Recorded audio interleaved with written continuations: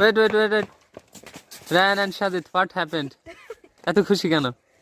We are very happy. কেন আজকে কি রেজাল্ট দিয়েছে? Yes. What's your position? I failed in the exam. I don't believe it.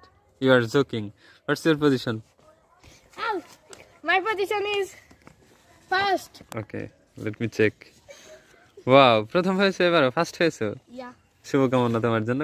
Shazid, what's your position? I got second position. Wow, very good. Let me see Just your mark sheet. 4 number away from me. Shazid, second position. Very good. তোমাদের দুইজনকে আগে মিষ্টি মুখ করাবো, তারপরে বাকি কথা। Ryan প্রথমে।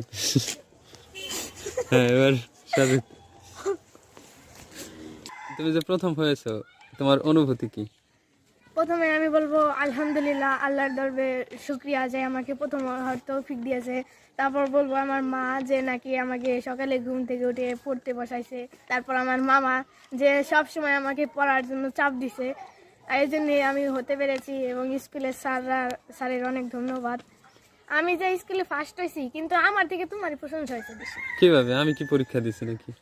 না, যে আমি ফার্স্ট হয়েছি দেখে স্যার ম্যাডামরা আমাকে ডাকছে, পরে বললো যে তুমি কার কাছে পড়ো। আমি বললাম আমার মার কাছে পড়ি। তখন জিজ্ঞেস করলো যে তোমার মামা কোন কলেজে পড়াশোনা শেষ করছে, এইসব কিছু জিজ্ঞেস করছে। পরে বলছে কি যে আমরা তোমার মামার ভিডিও দেখছি। আমার বন্যা ম্যাডাম, নীলা ম্যাডাম, তারপর ওই দুজন ম্যাডাম হেড ম্যাডাম দেখাচ্ছে, হেড ম্যাডামও প্রশংসা করছে। ও তাই নাকি? আচ্ছা সাজিদ, তুমি যে সেকেন্ড হয়েছে তোমার অনুভূতি কি? আলহামদুলিল্লাহ, আমি আল্লাহর কাছে প্রথমে শুকরিয়া আদায় করি। আমার দাদা দাদি আমাকে অনেক কষ্ট করে পড়াশোনা করে, এবং আমি আমার স্যার ম্যাডামকেও ধন্যবাদ জানাই, এবং আপনাকেও ধন্যবাদ জানাই। আপনার কাছে আমি পড়েছি। আচ্ছা, তোমাকেও ধন্যবাদ, কারণ তুমি অনেক কষ্ট করে পড়াশোনা করো। তোমাদের দুইজনকেই বলি, এখন হচ্ছে ক্লাস 5 থেকে তোমরা 6-এ উঠবে, ঠিক না? এখানে ফার্স্ট হয়েছে, সেকেন্ড হয়েছে, এটার মানে কিন্তু এই না তোমরা অনেক কিছু করে ফেলছো, কারণ তোমাদের জার্নিটা কেবল শুরু। পড়ালেখার ছোট্ট একটা গণ্ডি থেকে এখন অসীম সাগরের দিকে পাড়ি দিচ্ছ।